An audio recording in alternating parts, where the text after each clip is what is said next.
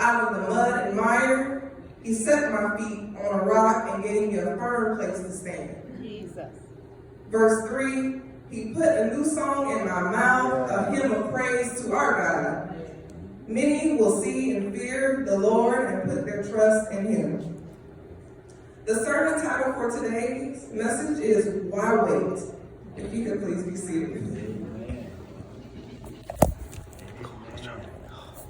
If you could pray with me. Lord, I would like to ask that you use me to deliver your message and to deliver your purpose according to your will. And that you bless those that are in the sound of my voice. I ask all of these things in your precious name. Amen. Amen. As Christians, we pray for a breakthrough. We pray for a blessing. We pray for an answer. But what happens when our answers or blessings are delayed or we are forced to wait? We go throughout life waiting for our next job, our next promotion, our next relationship, our next blessing. But sometimes we are forced to wait in our current season, and that is okay. As a woman, I often wondered why I chose to be an officer in the military. I often questioned my worth. I often questioned my faults and wasn't sure I would be successful in the military. Through my season of growing and maturing in the military, I was forced to wait to be promoted or forced to wait to find out my next assignment. In my season of waiting, God revealed to me that I needed to mature physically, mentally, and most of all, spiritually. Right. Have you been waiting on God to answer a prayer? Waiting on God to bless you? Waiting on God to provide a sign? There are 3 quick tips that will help you answer why wait. The first tip is waiting on God's plan requires patience.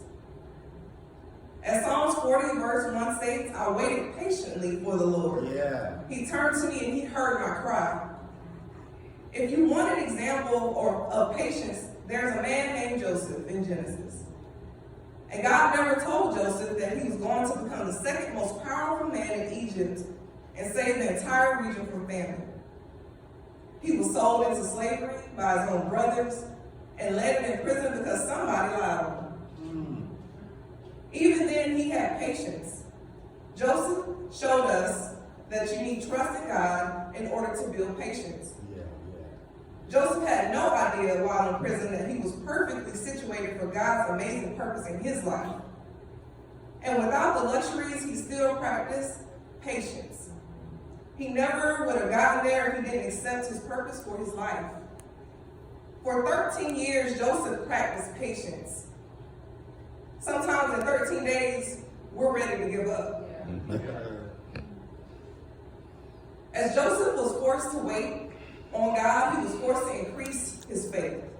You can have no patience if you have no trust or faith. While he was in the pit, he trusted God.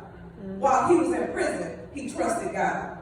While he had nothing, he trusted God. We are forced to pay attention to God's purpose for our lives in due season. God's plan for our lives may not come in the package we pray for because God knows best and is protecting us from the unknown.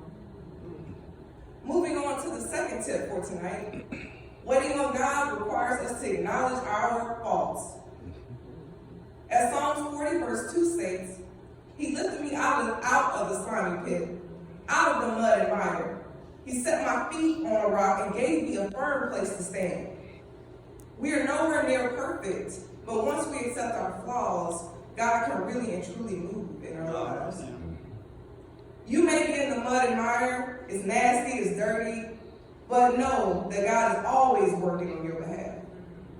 Not only will God get you out, God doesn't mind getting his hands dirty to help you win. God will pull you out of your storm and plant your feet on solid ground.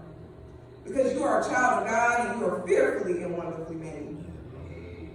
Over time, your flaws will become a setup for a bigger blessing because those flaws are unique talents in God's eyes that will set you apart and help you become successful. When things get tough, as they sometimes will, dust yourself off and continue to praise God until that door opens or that breakthrough happens, because God never gave up on us, and we should never give up on him.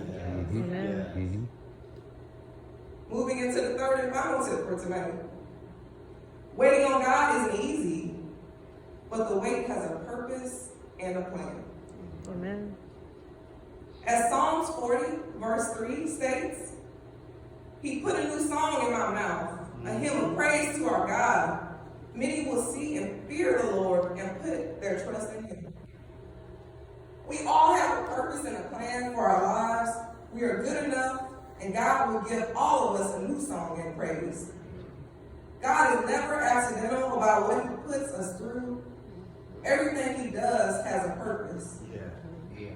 Sometimes the wait is for God to align other pieces of that plan. Sometimes the wait is for God to align pieces of our own heart. Jesus. God will wreck your plans when he sees your plans are about to wreck you. Amen. Come on, somebody. But when it is all over and done, you will have a new song in your heart and a new praise in your spirit.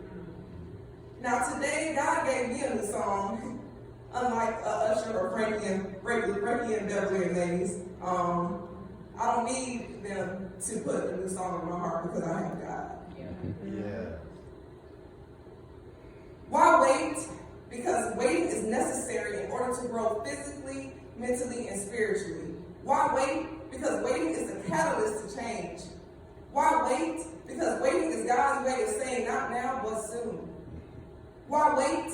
Because waiting in our current season allows us to focus on our purpose. Why wait? Because waiting happens when God wrecks our plans when he sees our plans are about to wreck us. Why wait? Because waiting is letting go of how you think the dream should happen and work on being ready for when God makes it happen. Amen. Why wait? Because waiting may be uncomfortable for a time, but joy, oh God, joy comes in the morning. Amen. Amen, and to God be the glory. Thank you. Amen.